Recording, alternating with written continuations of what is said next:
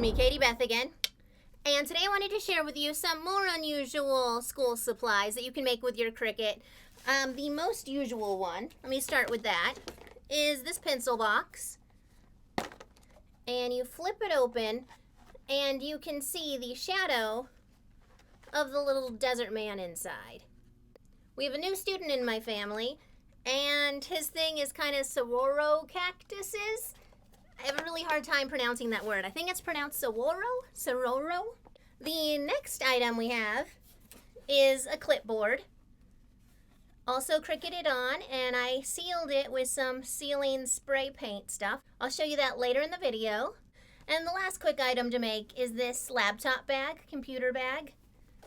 And this I actually screen printed on using the negatives of the other Cricutted items. So this is vinyl, and then this is paint using the extra part of the vinyl that you normally throw away. And I also sealed it with some spray paint. Keep watching and I'll show you how I made this and these other projects in this quick video.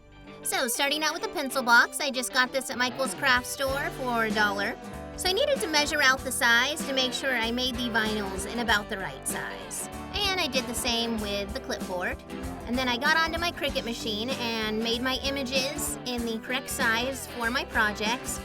However, I did not measure the vinyl correctly and it cut into the picture. You can see on this still a little better. So the bottom vinyl I did have to remake. But while I was doing that, I went ahead and got my lettering ready, and these are not Cricut fonts.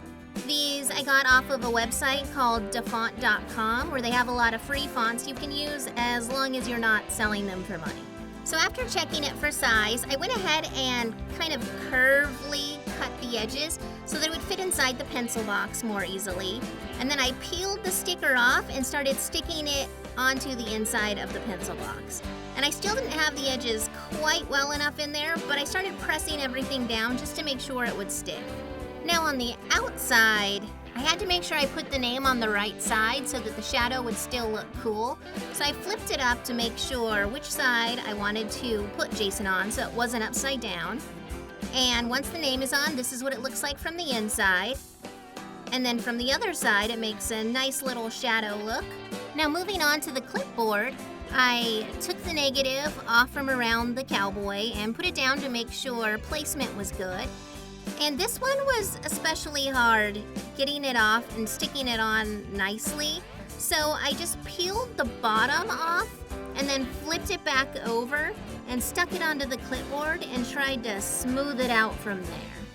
And as you can see, because I did not use transfer tape, it was pretty difficult to get the vinyl to cooperate and lay flat. Every little piece just wanted to stick to every little piece and stick to the board where I didn't want it. But eventually I was able to get it to stick down to the board where I did want it, and everything smoothed out pretty well. But I did still need to go over it a few times with my fingers to get all of the air bubbles out and make sure it was lying perfectly. Next I put the name on, so first I set the pieces out to see where I wanted them.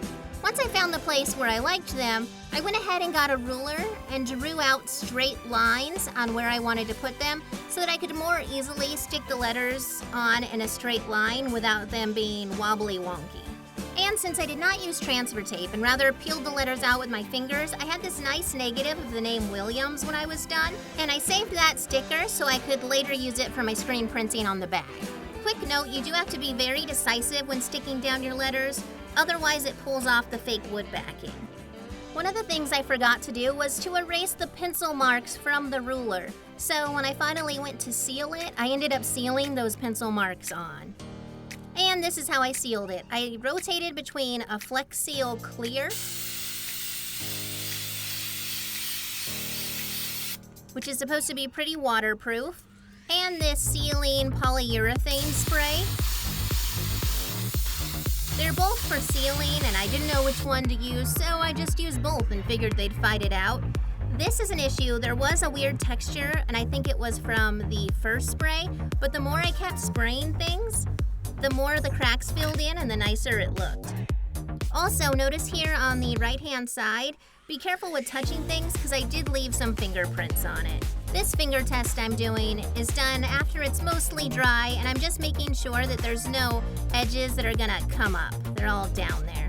The final product ended up having this nice glossy sheen, which I liked very much.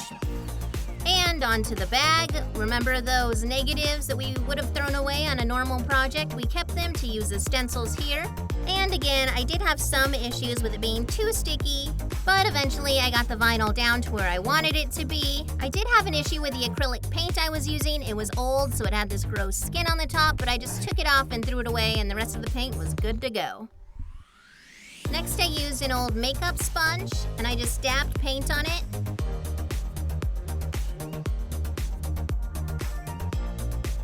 And then I just dabbed that paint onto the fabric.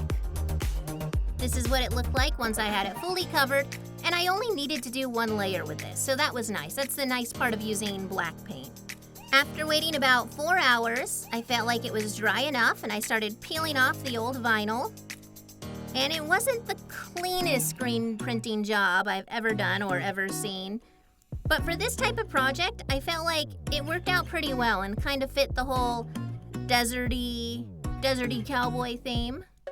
Then I took that Flex Seal clear spray and just gave it a once over with that.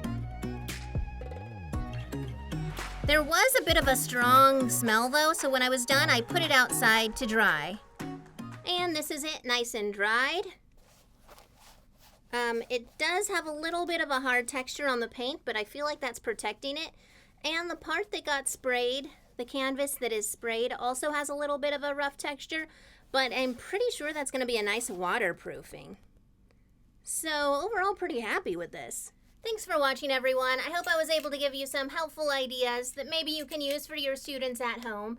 And hopefully there's still time to cash in on those back-to-school sales, even though I know they're pretty much all gone, even though it's still September. But thanks for watching, everyone, and have a great night.